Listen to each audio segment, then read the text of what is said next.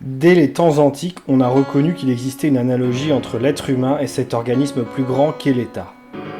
La conception traditionnelle de l'État, conception organique et articulée, a toujours reflété la hiérarchie naturelle des facultés propres à un être humain au plein sens du terme, chez lequel la partie purement physique et somatique est dominée par les forces vitales. Celles-ci obéissent à la vie de l'âme et au caractère. Tandis qu'on trouve au sommet de tout l'être, le principe spirituel et intellectuel, ce que les stoïciens appelaient le souverain intérieur, l'hégémonikon.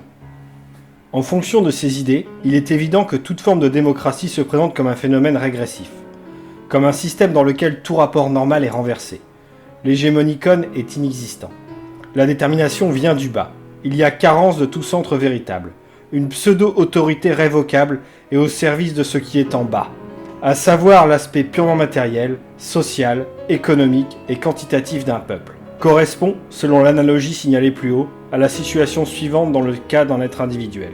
Un esprit et un principe spirituel qui n'auraient d'autre raison d'être que de se représenter les besoins du corps, qui seraient en somme au service de celui-ci.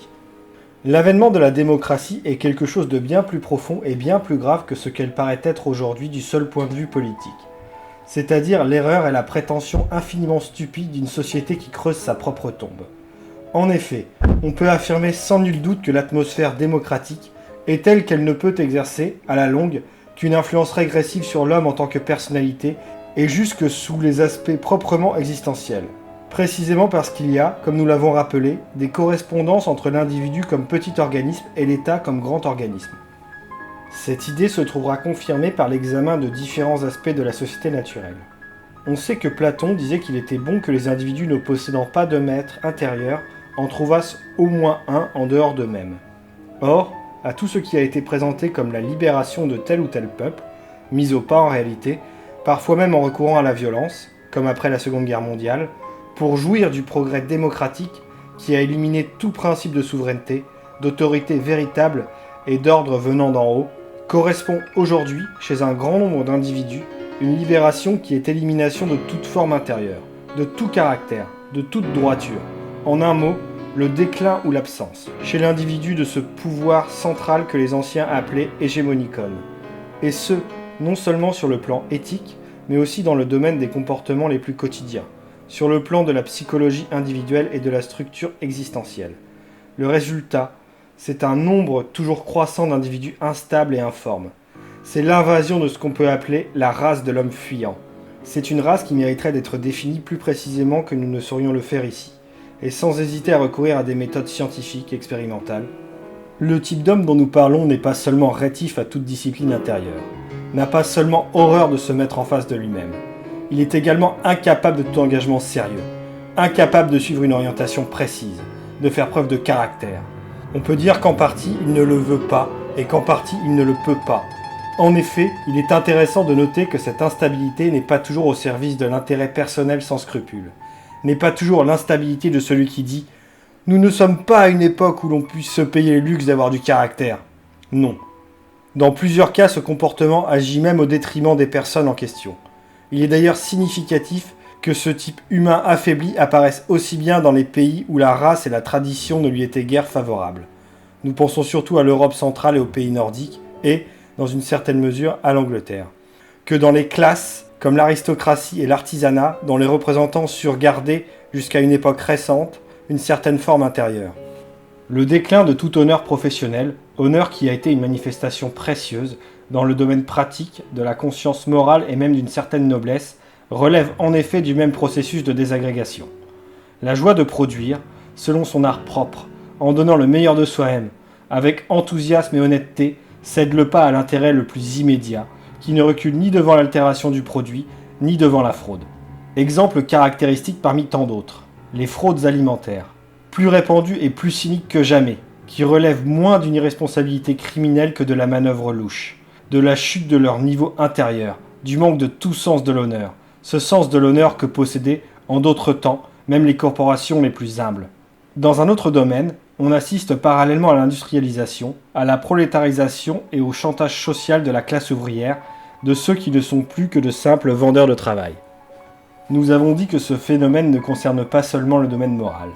l'instabilité, le côté évasif, l'irresponsabilité satisfaite, l'incorrection désinvolte se manifestent jusque dans les banalités de tous les jours. On promet une chose, écrire, téléphoner, s'occuper de ceci ou de cela, et on ne le fait pas. On n'est pas ponctuel. Dans certains cas plus graves, la mémoire même n'est pas épargnée. On oublie, on est distrait, on a du mal à se concentrer. Des spécialistes ont d'ailleurs constaté un affaiblissement de la mémoire parmi les jeunes générations.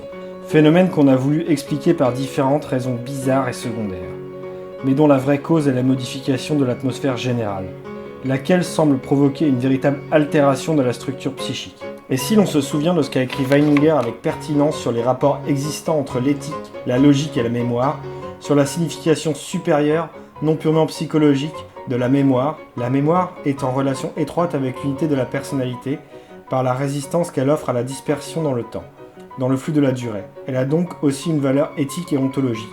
Et ce n'est pas pour rien qu'un renforcement particulier de la mémoire a fait partie de disciplines de la haute ascèse dans le bouddhisme par exemple. On saisira les implications les plus profondes de ce phénomène. Qui plus est, le mensonge gratuit, sans même un véritable but, fait naturellement partie du style de l'homme fuyant. On est ici en présence d'un de ces traits spécifiquement féminins.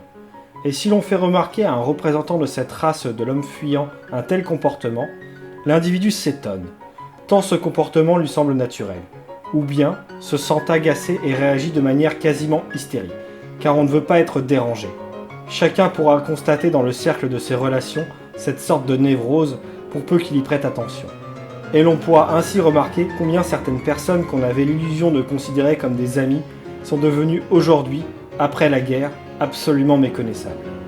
Quant à l'univers des politiciens, avec ses combines et la corruption qui ont toujours caractérisé les démocraties parlementaires mais qui sont encore plus évidentes aujourd'hui, ce n'est même pas la peine d'en parler. Tant la race de l'homme fuyant, identique au-delà de toute la diversité des étiquettes et des partis, s'y meut à son aise.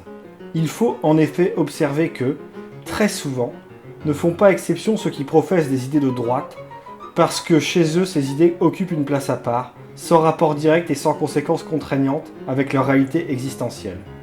Il vaut mieux faire allusion à une certaine corruption courante, dans le domaine sexuel notamment, qui se répand parmi les jeunes générations émancipées et qui relève plus ou moins de la Dolce Vita. Elle ne correspond à rien de positivement anticonformiste. Elle n'est pas l'affirmation d'une liberté supérieure, d'une personnalité plus prononcée. Elle est l'effet d'un simple laisser-aller, d'une passivité, d'une banale chute de niveau. Autant de choses sur lesquelles nous reviendrons lorsque nous examinerons l'arrière-plan de certains courants idéologiques actuels prônant la liberté sexuelle. La place où devrait trôner le souverain intérieur, éventuellement pour opposer la pure loi de son être à toute loi extérieure, à toute hypocrisie et à tout mensonge, Stirner, Nietzsche, Ibsen, cette place est vide. On vit au jour le jour, de manière stupide somme toute, d'où dans les rares moments de prise de conscience, le dégoût et l'ennui. Absence d'autorité, de vrais chefs, à l'extérieur, dans le domaine de l'État et absence de forme intérieure chez les individus. L'une corrobore l'autre, au point de faire penser qu'il s'agit peut-être de deux aspects différents d'un phénomène unique de nos temps évolués et démocratiques.